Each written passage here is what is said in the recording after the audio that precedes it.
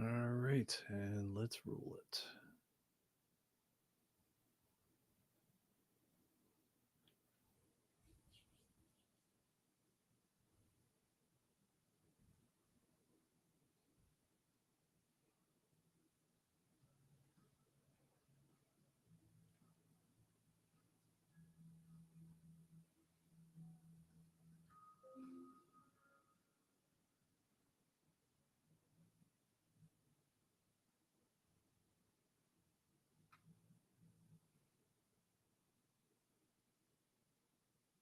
Hey, hello, everyone. Welcome to the ComicBase Livestream. I'm your host, Pete Bickford. I'm a little bit high in the saddle here, but I think I can make that happen. Anyway, hey, welcome. And we're about ready to roll.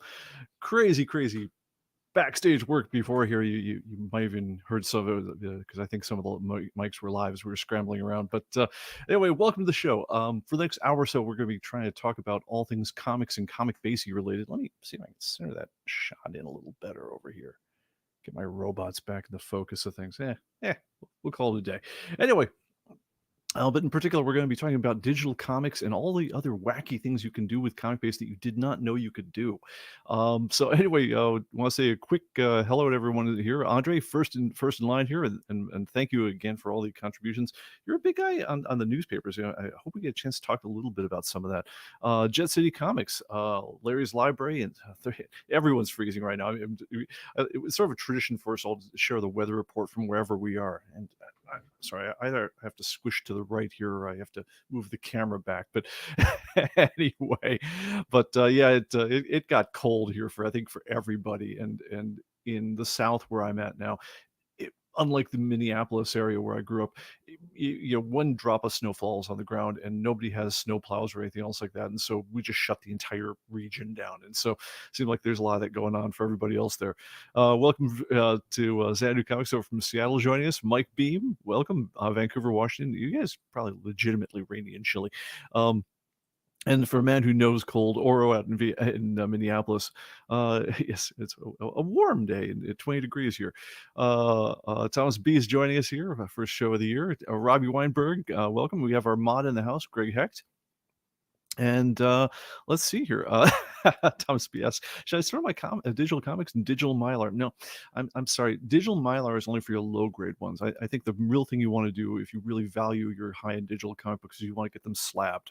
Anyway, and let's see here. We also have is it Jeff Schultz? Yeah. Welcome, Phoenix. By the way, I'm heading down after the show. I'm heading down to Florida. I can see the garage driveway camera on my from on my phone on the whole thing. It kind of looks out over the neighborhood, and man, Florida has never looked more inviting right now than this frozen wasteland I'm in right now. Ed Billiot from Richmond, California, and our wants everyone know in this year's week's auction news, Comic Connect sold a somewhat famous Rocket copy. I think they sold this one again because this one was just on the market, I want to say about 6-7 months ago. This is the Rocket copy of Action Comics #1 for 3.55 mil. This is I don't have the auction in front of me, but I want to say this one came up no more than 8 months ago. It is a pretty solid copy of Action One. They call it the Rocket copy because whoever had it beforehand decided they were going to stamp with a rubber stamp of a rocket ship, the way that kids will decorate things. They were, he decorated the front of this comic book by stamping a rocket on it. So I don't know, it gave it character, but other than that, it's just a pretty solid copy. It's fine is a good copy for something that's that old, but it's not the most outstanding copy that's ever been known. On the other hand, I think if memory serves, the 3.55 mil they just netted for it is up at least a few 100,000 from where I saw it go last.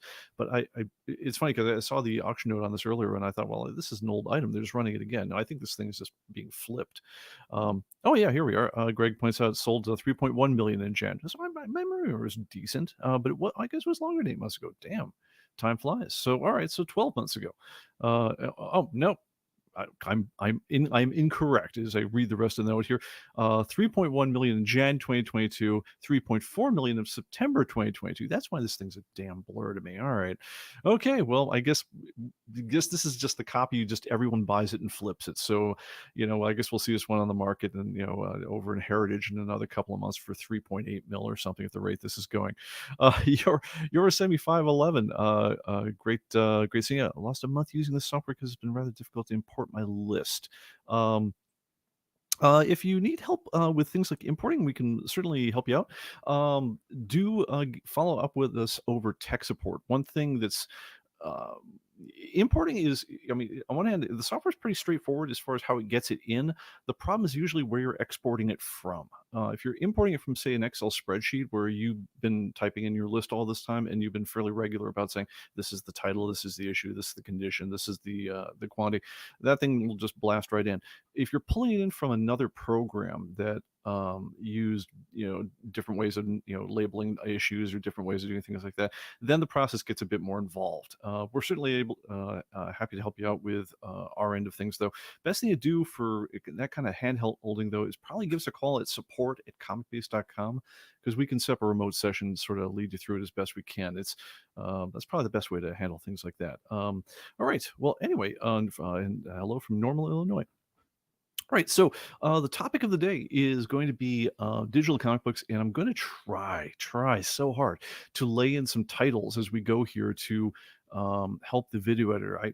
We're going to try to do a new thing here. If I can inflict this as a new task on our staffers, is we're going to start trying to cut out these live streams and put in not just the comments in the show notes, but the little edit marks of saying, and this, at 3 minutes and 42 seconds in, he finally got done futzing with this and talked about this question to try and make the live stream artifacts a bit more interesting. So let's get into it. But before I get into that, please, if you haven't done so before, please like and subscribe.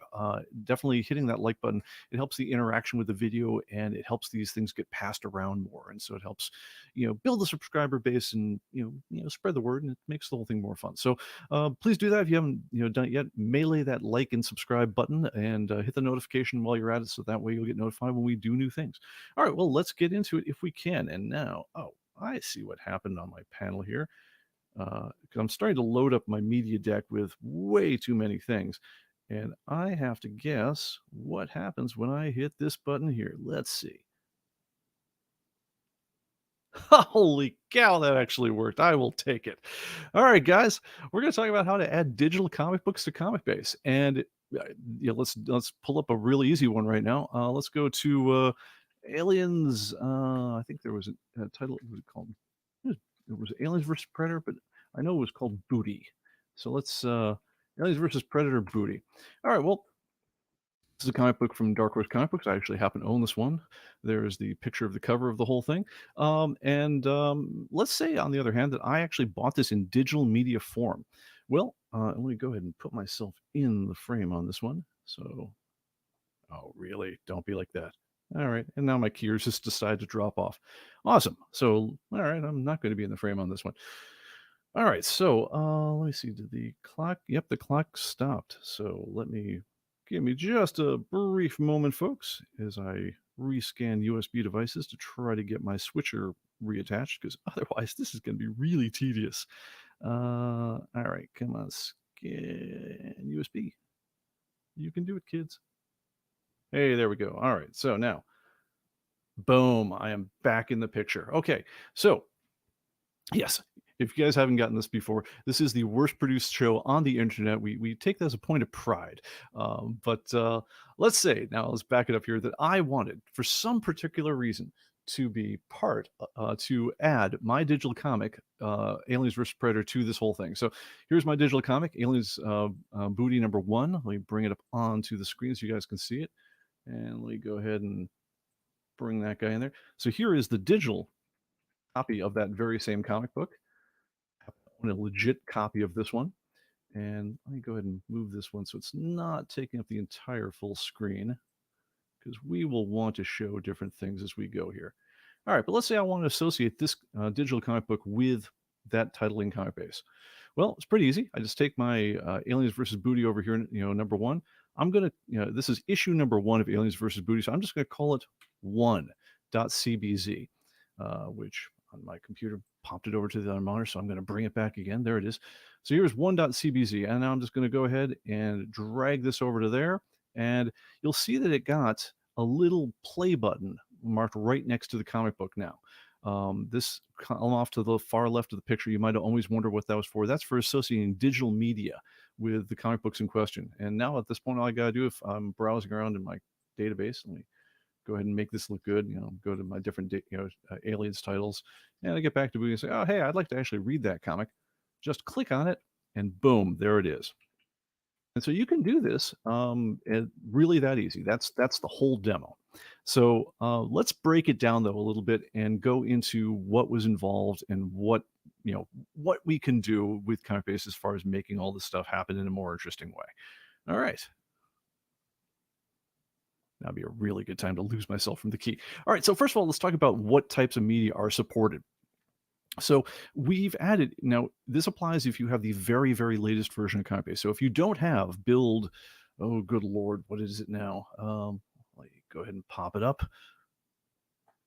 Build 23.1.2206. If you have anything less than that, go ahead under My Account Registrations at comicbase.com and download the very, very latest copy of ComicBase because we added some of these features in very recently, particularly the sound stuff I'm about to tell you about. And a quick way to get into getting all these interim updates, if you are of a mind to do so, is go under in ComicBase, go under Preferences, and whoops, sorry. Apologize about this, guys. I'm still rocking 2 monitors, and it uncannily picks the wrong monitor to open up all these windows on. So when you go and you, in your ComicBase preferences, go check for updates, set to each time a database is opened and say, check for interim updates. This checkbox right down there is the important one. Because what that'll do is it'll give you all the ones that we're doing in between the major quarterly releases. And that's when we add small features like this. I'll tell you about some of that stuff at the end of the show. But little bug fixes, little fussy things, but also you'll see the kind of continuous evolution of the program as you go. So if you're not rocking version 23.1 and then these last 4, over here is how we usually refer to the builds, 2206. You got anything less than that, go ahead and download the latest one, run that, and you'll be up to where I'm at. And you'll be able to do everything you're about to see here. Most of it is you can already do, but the sound stuff is new. So let's go into that, talk about the sorts of things that we can, the sorts of media that we can add to ComicBase. Now I'm going to right click on this and say, show the media file in Explorer, and we'll have a look at that file that I just put in there. Now, just like with pictures, the way we associate different things with titles in ComicBase is we store them in particularly named folders. So this is the Aliens vs. Predator Booty folder. It's for issue number 1. So over here in my media folder, I've got D, Dark Horse, A for Aliens vs. Predator Booty. And then all it is it moved my issue 1.cbz. A CBZ is a zipped comic book reader format. It's a popular digital file format for reading comic books. It just moved that into the appropriate folder, and then when you go to a title, it just says, hey, do I have any media associated with that?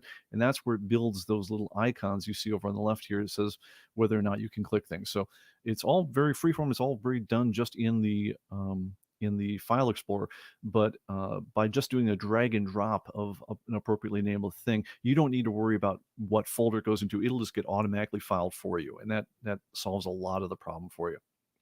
But let's talk about the kinds of media that you can add to these things. Now, as the title says, you can see comics, books, web, movies, and sound.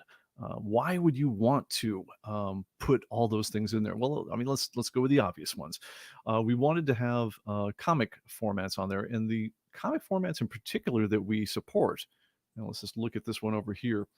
This one's what's called a CBZ format. We talked about that one a minute. You'll also see CBR files, comic book reader formats. It'll read PDF files. Those are Adobe Acrobat files, epubs, .mobi files for mobile readers, PDC, which is for copy protected, PDF files. I believe the current Overstreet guide is distributed in that kind of format, but all those things can be distributed right and read right within the program. Just drag them in. Now, those are the popular book and comic book formats, but you can do more than that. So, for instance, let me go and pull up a web browser here. It's going to be a little strange because I'm StreamYarding at the same time, but let's go ahead. I'm going to pull up YouTube here. YouTube. Pull it up in a separate window so it's less weird. All right, there's YouTube, and let's drag you over. Dragging that tab over here. Okay, so here's YouTube. All right, and let's say I want to associate some digital media with what I'm doing here, and let's go for the Watchmen trailer. All right, here's the official trailer off YouTube.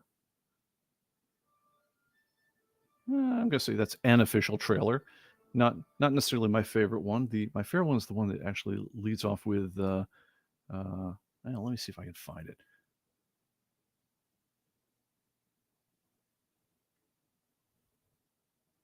Any day, kids. There you go.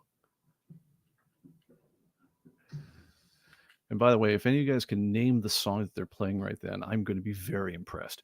All right, so what I'm going to do right now is I'm going to take this trailer, and I don't even need to copy the video file. I don't need to render it down. I don't need to do anything. I'm just going to click this URL right down here. And I'm going to drag it down onto my desktop. Come on, you can do it. Maybe it's mad at me because I've already done it. All right, let's try this again. There we go. All right, dragging it down to my desktop, and it makes this little web linky thing, right? Now, those files, those shortcuts you see to things on your desktop are actually, they're actually named files with types of either .url or .website. You can't see it though, even if you have your Windows Explorer set to show file extensions, they won't show you those ones. But if you're a developer and you're just sort of parsing the files directly, then it'll get to you. But even Windows Explorer will hide those from you. But let's go to Watchmen here, the title in my database. Let's say I want to go ahead and add that web link there. Well, the same rules just apply. All I got to do is I got to name it. This is for issue number 1, so I'm just going to call it 1. And I'm just going to shift drag it straight onto here. And then suddenly, again, you'll see a little web media appear. And then as soon as I click on it, bam, launches me straight into the trailer. And so I can, sit there and watch Zack Snyder's really very, very cool movie, adaptation of the Alan Moore classic. So yeah, you can pull down media files. You can use this as a virtual library to anything that you've got laying on a web server or any kind of holdings like that, movie trailers, what have you. And it'll manage the web links the same way that it'll manage all those other things. The main difference, of course, being that web links take a couple of bytes of memory, whereas if I were to try to actually download and render the full-on video file at HD resolutions, I'd be sucking up several hundred megs of data probably. Anyway, so yes, it'll do all the book formats you expect. It'll do web links. It will also, on the other hand, do some other cool things. So, for instance, it will do movie files, MP4 files. So if I actually have, matter of fact, if you've got the archive edition, I was going to pull down the trailer for Sin City, not that one, the Dark Horse Sin City, and then I realized, oh wait a minute, we've already got something here, and this is actually an MP4 that we shot. It's a mythic city, and I deliberately stay away from maps. It's interviewing Frank Miller, talking about the creation of Sin City and some of his other things there. Really cool interview we did back in San Diego, and back when we were just getting started with this whole process. There's a few dozen of interviews like that scattered throughout the media files that come with ComicBase Archive Edition. They're all exclusive to us. But some neat stuff. Check it out. You'll see things like that when you look at, say, what was the Start of the Silver Age ones, the first appearance of the Flash. It's the DC Showcase. That's the one I'm thinking of. Showcase, any number of other ones. You'll see them scattered throughout there. But those ones get automatically associated with their files when you install the media that comes with ComicBase. But you also can add your own movies. So if you if you want to use ComicBase just to track your own movie collection, for instance, you could create a title which is just my DC movies or something like that, and just drag the movie file straight into it, and you would suddenly have a media player all made out of ComicBase. Then the last thing we just recently, I don't know if any of you guys are into old time radio shows like The Lone Ranger or The Adventures of Superman or Dragnet or any of those great things. Little Orphan Annie. I believe there was. I don't know. So some of my favorite ones were things like Suspense, or was it Arch Obler Mysteries and such. Amazing amounts of stuff like that is available for free. It's all slipped into the public domain, at least as far as the copyright goes. The trademark, not so much. So that's it's kind of weird with American copyright trademark law, is that even though the Lone Ranger, I'm not sure whether I believe the trademark on the Lone Ranger is still, as long as you're selling Lone Ranger merch, that trademark stays with its original owner.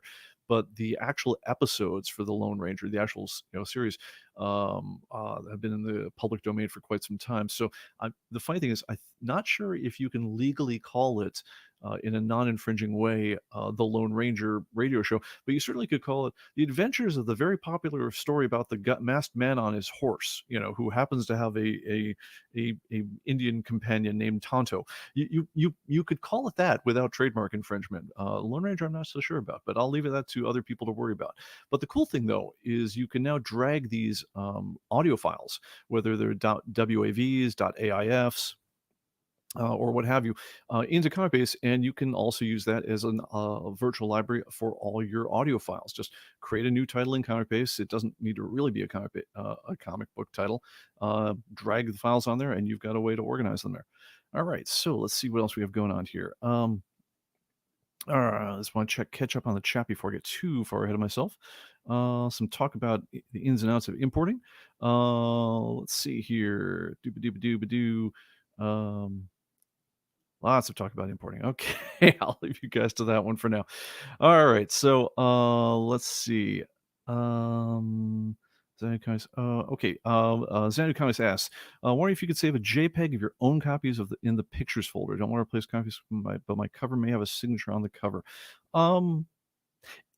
It's a good question. I don't have an immediate answer for you right now. There's a couple ways around it. So you certainly, even though if you drag something like a JPEG on top of the file, it's going to want to replace the picture for that one. There's a couple of ways it strikes me you could skin the cat without necessarily changing anything about the program. For instance, if you were to save your custom pictures of the whole thing as PDFs, then you actually get both pictures. You get the reference picture we've got, as well as you'd have a media file attached to it, which would never be touched by an update, which is unique to you. And that can be done simply as changing the format that you save in. That'd be an easy way to go. There might be some things that we might want to look into doing in the program separately. I always wondered a little bit whether we shouldn't have the ability to have more than one image for a cover. So, for instance, could you have a folder full of cover images? The problem is if you start making changes like that, man, does that ever snowball through the ComicBase ecosphere? And it has lots and lots of implications with everything we touch, and so that's a change I'd want to make very hesitantly.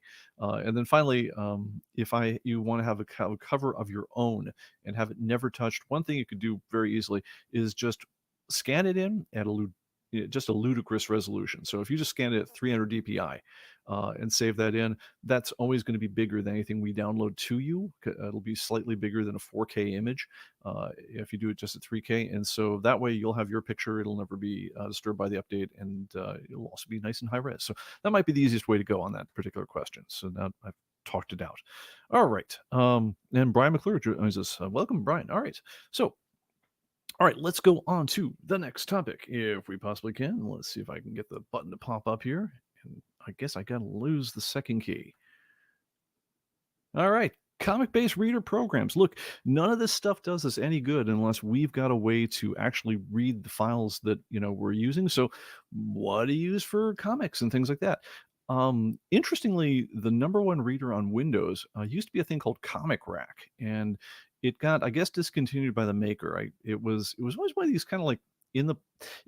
I don't believe it was ever a public domain or open source program, but it was one that the developer was always very public friendly on. I mean, he would just kind of put new versions out there all the time. It was free.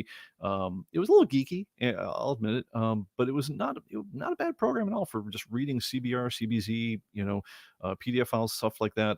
It did the job, and it was the one I used for years and years.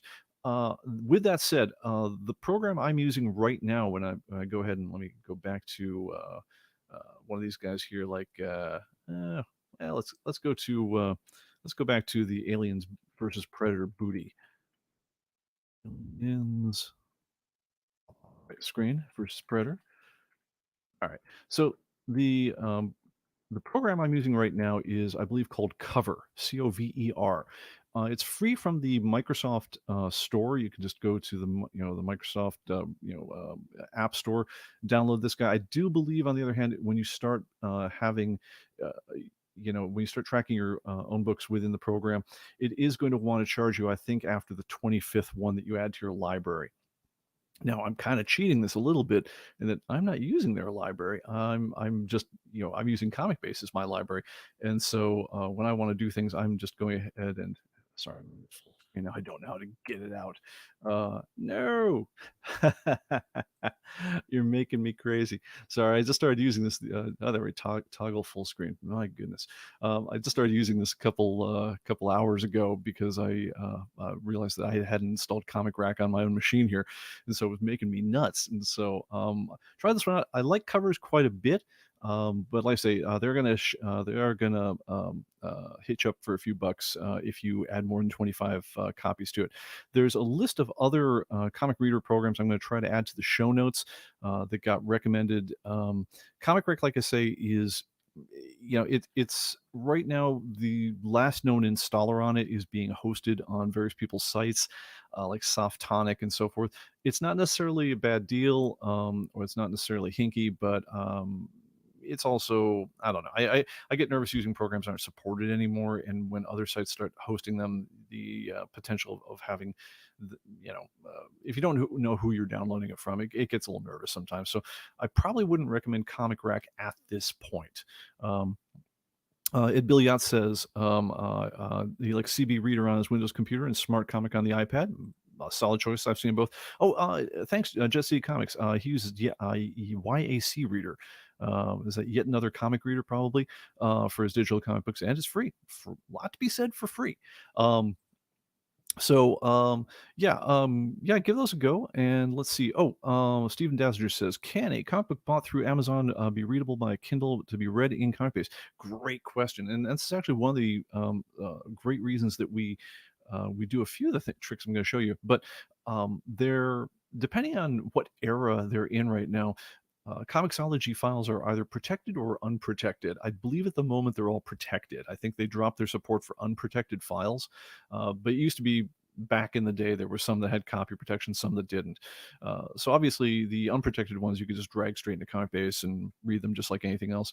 The protected ones, on the other hand, would all be done as really links to the web to your copyright account over on or your secured account over at Comixology, and that's another great use for the web link feature in ComicBase. So if you want to attach your Comixology things to ComicBase, you can actually just drag them in, and ComicBase will actually detect in many cases that, oh hey, because of the weirdness of their naming conventions, they'll say, hey, this looks like a Comixology file. Did you want me to try to rename it?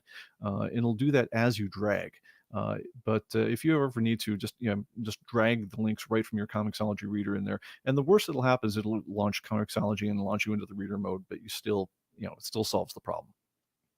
All right. So we talked about that. Cover, we got another few choice on that one. If you're talking about other types of files, there are a number of different EPUB, mobi readers, PDFs, so forth. But I would say start with your best comic reader before you install lots of other programs on the whole thing. That being said, you don't need to configure anything in ComicBase or otherwise. It's literally when we launch whatever file you've got, whether it's a movie, whether the epub or mobi or whatever else, it'll just say, hey, Windows, whatever program you use for opening this sort of thing, open it now. You don't need to configure anything in ComicBase at all. So just use whatever app you're used to using on those things. It'll open automatically. All right.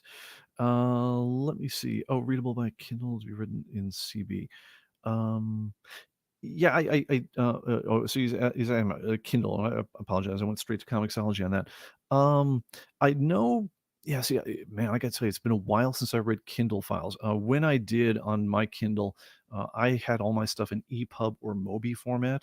I don't know what the lockdown Kindle formats are, but if it is something that it's like a lockdown file, I don't think we could read it because I do believe you need to be into an authenticated program in order to do that one.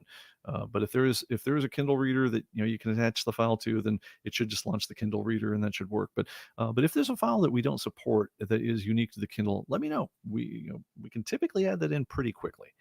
All right. Moving on.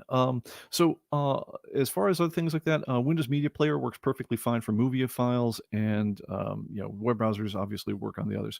But check I'd say if you're starting out just fresh, try out covers through the App Store on Windows would probably be where I'd start, and I'd branch out from there. We will put a list of other ones in the show notes that hopefully will help guide you along the way to finding the reader that makes you the happiest.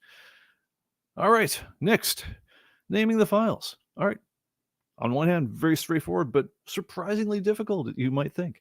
So let's go ahead and let's review the rules on file names. So, all right, so let's go ahead. I'm going to go to let's go to Cutie Pie, good old 1955 comic over here. All right, I've got a PDF over, not PDF. I've got a CBZ file here called qtpie.005.1956 dash, whatever, blah blah blah dot CBZ. This obviously is not going to work because if I drag that on there, ComicBase will not have any idea what issue that's associated with, and so you know it won't know what to do about it. Like I say, for most of these things, very easy. Click on it once, wait for it to highlight, type the issue. This is for issue number 5. Take a 5, flip it over to your other monitor if you're me. Let's put it back. It's now 5.cbz. I'm gonna show more of these tricks later on, but if I drag it and I just let go, you'll see that the cursor on there is a little plus. That means it's making a copy. If I hold down the Shift key as I do this, you'll see that it looks like just a box right there. And what that's going to do is that's actually going to move it as it goes. So I'm going to hold down the Shift key, drag it in there, and here's Cutie Pie number 5. And there's the picture of it. Here's the comic. And here I am back in 1955 or 1956.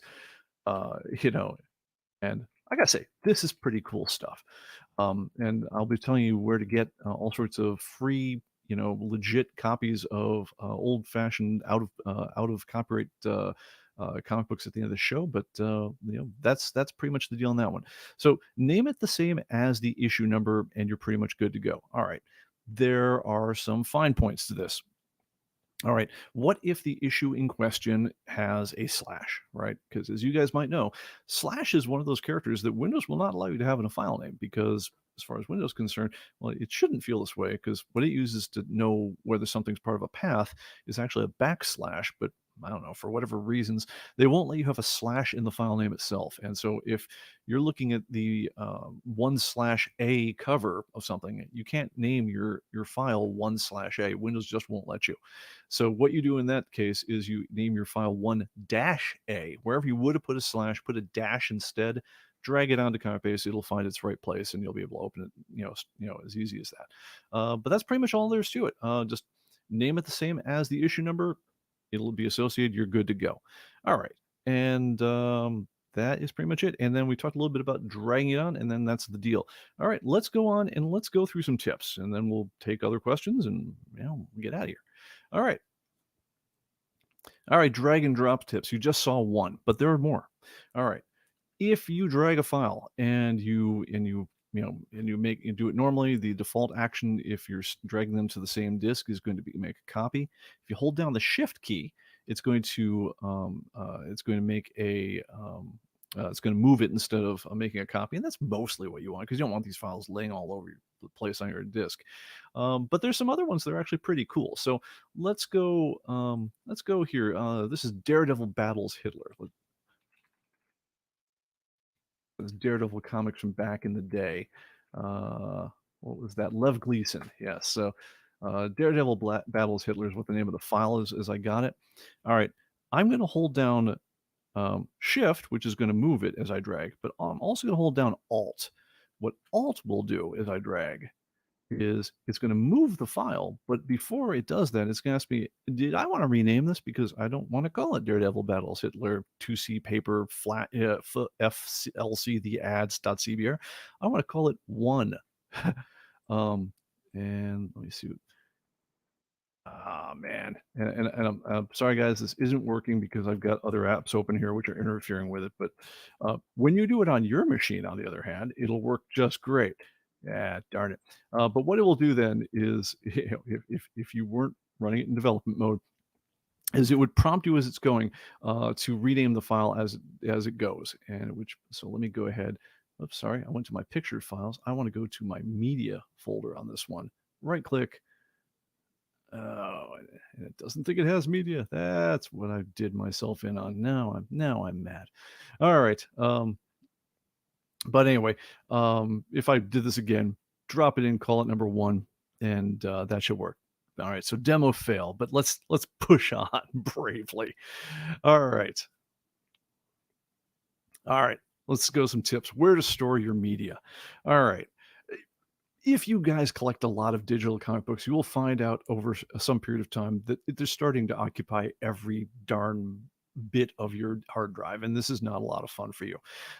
You will probably, especially if you've got ComicBase on your C drive and that's your SSD, you might find out that it's filling up in a pretty good way, and so it might be worth it to go ahead and move your media files to some other place. The way you would do this, you go under ComicBase, go under File, go to File Tools, and then bring this over to the right monitor and say Manage Pictures and Movies. And you'll notice that there's two places it's going to quiz you about. The first one is going to be what's the location for your pictures and movies. It really should just be called your pictures these days because you know historical reasons. But then we have a separate folder now, which is your media folder. So if you're storing digital comic books, magazines, other media. So what I've done here is I've actually made that one be a location in my Dropbox. You could make this any other drive, but typically what I would, if I was using a regular place here, your pictures and media are typically stored in just the public human computing folder, but you might want to make the media be a separate drive. So if so, then go ahead and just change that there, and all your media is going to be read out of there. A couple of hints when you do that. Number one, don't store it on the top level of the drive. So Windows tries very hard to protect the top directory of most disk drives from being accessed by programs because they don't want programs writing willy-nilly to places, and it's part of a general security thing. Basically, go ahead and make a folder called my digital stuff or my comics or something like that. If you want to put them on your D drive, so make it my comics folder on your D drive, and make store your media in that folder. Don't store it on the top of your D drive. Secondly, store them on a drive that's at least sort of fast. There are some backup drives that, say, Western Digital makes that they're great. They're 8 terabyte drive for $100. I mean, that seems like a hell of a deal, right? But man, oh man, oh man, those are slow drives, and in particular, they're really slow at what's called seeking. So just these things are made out of, they're very capacious, but they're made out of the slowest laptop level drives that have ever been known to man. And the seek times on them are horrific. You want a drive that actually will seek relatively quickly because remember, they're always being queried whenever you go to a title to see whether or not you've got a particular, you've got any media for a particular issue. So if you are putting them on a different drive and suddenly you see your file performance going to hell, consider moving some different drive. Now, this problem got a lot better than than it was in the past because part of our grid optimizations we did in ComicBase 2023 is it's only ever going to try to locate the media for the comics that are physically showing on the screen at the moment. So if I'm opening up, Action Comics with its 1100 issues or whatever it's got at this point, um, it's not going to try to do 1100 file seeks to see if you've got movies and images and things like that for all those ones. It's going to say, well, there's only 12 issues are visible on your screen right now, and so I only need to look for those 12 right now until you scroll, and then it looks for the 12 that are new. So it's, again, not as bad a problem as it was before, but if you see that it's slowing you down, go ahead and consider moving them to a faster drive. That will help you some. All right, and let me see, was there anything else I wanted to say about that? Nope, I think that's about it. Let's move on. All right, this is the bonus part. Where do you find lots and lots and lots of free stuff? And luckily, this is largely legit. Now, first of all, you can get comic books free from a number of places. A lot of, especially smaller publishers, especially back when the stuff was early, would put unprotected, uncopy protected versions of their files in PDF format or EPUB or CBR. They just make them available in the world. In which case, you are free to hand those around within the rights of the whatever license you got them from, and that's fine. At this point, I know Marvel back in the day used to have these DVDs of like the first 500 issues of Fantastic Four or the first 500 issues of the X-Men, and so for $25 you got these really crummy PDF scans of all these ones. And yeah, I haven't loaded a physical disc in my computer for a while now. Those have all been sitting on my media server, and so anytime I want to read the first 500 issues of Fantastic Four, I just go to that title in ComicBase, and they're all linked in, and so they just pull them directly off of my media server, and I'm good to go. Now, that being said, those ones I can't just hand them to everyone because even though they were distributed cheap, they were distributed under copyright law, and that matters. So, by all means, pile up your own collection, but the things you can pass around, try to stay on the good side of things. I mean, people work hard to create comic books, and you want to respect that. But that being said, there are a number of places where, even though American copyright law has been really, really tortured over the years, it used to be like 35 years renewable, and if you didn't renew, it became public domain, and then that got extended as part of, I want to say, the Berne conventions to 70 years, and that became 70 years past the life of the creator. And then the Sonny Bono Copyright Protection Act of, I want to say, 1990 something, basically made it so that nothing was going to enter the public domain until right about now. It did like a big sunset where it effectively made the copyright term about 100 years, but it also explicitly prevented things that would have entered into the public domain from entering the public domain for a big period of time. I believe that has just started to go, but the lawmakers have a way of saving Disney's butt at the last minute. So I wouldn't put any Disney stuff up there even if they told me, unless I had a letter from Disney saying no, it's totally cool. Um, Remember, there's also a difference between copyright and trademark. So, for instance, even though Steamboat Willie, it seemed like the Sonny Bono Copyright Protection Act was specifically there to keep Steamboat Willie from slipping into public domain. Even though Steamboat Willie is or should have slipped into public domain by now under any interpretation of the law, the trademark of Mickey Mouse is absolutely owned by Disney. So you could call it, the adventures of a black and white mouse on a ferry boat. And you could sell that video all day long if this thing is into the public domain, but you could not call it Steamboat Willie featuring Mickey Mouse. Anyway, advise your lawyer before you do anything too crazy. But that being said, even within the spirit of all that, especially back in the day when public domain was set at 35 years unless you renewed, a ton of comic books from the 30s, 40s, 50s weren't considered particularly valuable, and they never filed the notice, which was required back in the day to extend the thing. And so a ton of golden age books have slipped into the public domain, and you can get these at a number of places. I'll try to put these in the show notes, but have a look at comicbookplus.com is probably my go-to for these ones. Let me go and pull this one up as a website. Let's see if I can get this up here. get on. Sorry, need to pull up in a different window.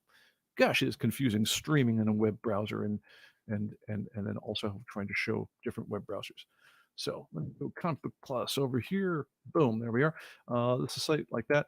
Um, it's worth logging in, creating a new account, a free account, because if you do that, then you're eligible not just to read books online, but you also can download them, and you can go nuts. You download them to your heart's content. But This one has been going for a really good, long period of time. I haven't seen any problems with the site whatsoever, and it has a lot of neat things to it. It has both comic books, it has pulps, it has old British boys newspapers, just neat stuff. But yeah, check it out, comicbookplus.com. Other places you can go, there is the Digital Comics Museum, Digital Comics Museum, all one word.com. I had a little harder time with their site than I did with Comic Books Plus. For books, one of the absolute go-to sites is called Project Gutenberg. But do not also forget about both the British Library, as well as the Library of Congress, are wonderful ways to pull up public domain copies of works that have slipped into the public domain. One thing is really interesting is one of the first things I did when I said, well, I wonder what the newspaper holdings of the Library of Congress look like. And the very first thing that popped up was, I believe it was, oh my God, I embarrassed myself, was April 15th, 1965. Is that the date? But it was the headline of it was from the New York Times, was President Shot Assassin, and which was amazing because it was Lincoln being assassinated in Ford's Theater. I think took him a couple of days to die, but the type, was maybe 18 point. Whereas, like, and that was the biggest screaming headline on the thing. It wasn't like they were underselling Lincoln, but compared to these days, it'd be like, breakthrough discovery in a new nasal inhaler. Will that thing will get like 300 point type above the fold. These days, newspapers were much more sedate back in the day. Um, but yeah, definitely worth looking through the Library of Congress on these things. I will warn you, their site is slow. But Other places you can go, archive.org is a fabulous source of old time periodicals, news, and things like that. And then lastly, if you're interested in old time radio, and man, if you're not interested in old time radio, I would say if you've never experienced it, give this a go. Check out oldtimeradiodownloads.com and check out I'd say things like my favorite go-to is a show called Suspense, which ran from like the 40s to the early 70s. Just probably 1,000 episodes of this overall, and it was just, man, they called it the theater of the mind for a reason. The old shadow radio plays. You had Johnny Dollar, yours truly, Johnny Dollar, the man with the action-packed expense reports, which was like a private detective base. Well, he's an insurance investigator, but he's acting like an old gumshoe. And the framing bit was always like, item number one, cab from the airport, and then they'd go into the mystery. But these things were fantastic. And if you've never experienced old time radio before, do yourself a favor, check it out. It beats the hell out of most TV shows. But yeah, and if you want to track these things in ComicBase, even though we don't explicitly track old time radio, feel free, just go ahead and create a new fake comic title. I'd say set the value to 0 for these things, so it doesn't skew your collection's value, and mark them as being, quote, in stock, because if there's a new title in ComicBase that we don't recognize, and you said remove unknown titles and things like that, remember, it'll never pull out titles that you have listed as that you own. So if you set the quantity to 0, the quantity to 1 on all these things, and you create custom titles, that's a good trick to make sure that they never get accidentally deleted in an update, no matter what you do. But yeah, you can use ComicBase for tracking all sorts of things. We've had people track, like I say, movie collections. There was a university that tracked their entomological holdings. So somewhere in academia is some people looking at pictures of bugs in something that's a title called, like, whatever, Arachnid Holdings or something like that, with all the different samples, with microscope specimens of them on there. That's apparently a use of ComicBase somewhere. I wouldn't have known this if they hadn't come up to me at Comic Con and told me that's what they were doing. But yes, other people use it to track their movie collections. And yes, if you want to organize your old time radio collections, great way to do it. It works like a charm.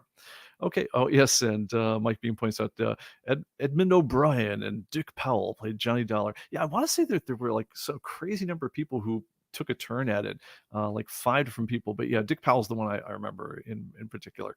But let's see here. And on copyright here, Mom was pointing out Steamboat Willie won't go public domain until January 1st, 2024. And I'll tell you guys right now, I will absolutely take an even money bet of any reasonable amount that on January 1st, 2024, it's still not public domain because of something. Um, but anyway, he says Disney uses this clip from Steamboat Willie as part of a trademark intro for its animated movies. As some part of that film might be under trademark protection. Yeah, I'm going to say that no matter what you do with it, I think you could, trademark applies to the name and the trade dress and the branding of a work. And the thing that's required to keep your trademark up is to constantly be using it, and it will go as long as you are still actively using the property for commercial work. And there's no expiration on trademark. On the other hand, you will also lose your trademark if there's ever a lengthy period of time where you're not using your branding. So this is why brands that are kind of famous but kind of defunct, they will first of all they'll make a big point of saying, look, you don't blow your nose with a Kleenex, you blow your nose with a Kleenex brand tissue, right? Because they can't afford to let the thing become a generic, which is what would happen if we all just said, yeah, that thing we blow our nose with is a Kleenex. If they don't periodically remind people that no, that is a trademark name, it's not a generic, used for tissue. Same thing goes for Xerox copiers, is you don't make a Xerox, you use a Xerox branded photocopier. And every time you meet someone from the Xerox Corporation, they will let you know that. But anyway, but they also will periodically do, I don't know, like there were brands of cameras, like Kodak, for instance, sold off its, or Bell and Howell sold off their camera brands to other manufacturers just to keep the trademark alive, and also, frankly, to kind of make some money off the reputation long after the brand had really ceased to exist. But yeah, so it goes. All right, so other comments we have here. Um, let's see. It's Mickey's. Rich Scott says it's Mickey's SW look in the cartoon that's usable. I don't know what SW mean in this case, but yeah, I mean, you certainly, like I say, the content itself. Once the work falls into the public domain, you can quote the content all you want, but what names that are associated with it, those might be held up. Or that's my understanding of the law, at least. Um, Larry's Library says you can add these live streams to the DB like you have software versions. Oh God, yeah, you guys know about Drost covers or Infinity covers? Yeah, we could have the Infinity live stream where we just self-reference ourselves, and then the self-reference goes on and on. But yes, it's bad enough that, by the way, if you guys haven't done it already, if you ever want to know the secret origin of ComicBase itself, look up ComicBase in ComicBase. And I guess if you want to, you could, well, I don't know. We don't have any movies about ComicBase, but but I don't know. We could probably make it so the executable files for ComicBase could be stored within the ComicBase folder if we wanted to really go insane. But I don't think we're quite that nuts yet. But I'm sure it's only a matter of time. All right, guys. I think that's going to do me for now. We will try to put these show notes together and put this all in there and kind of wrap this up with a bow so it's good for referring to later on. Thank you, everyone who attended, and let your friends know. I'm going to be heading off to Florida. I do believe we're still doing a live stream next week, though, but I will let you know. And thank you for everyone for coming, and we'll catch you on the next one. Take care. Bye-bye.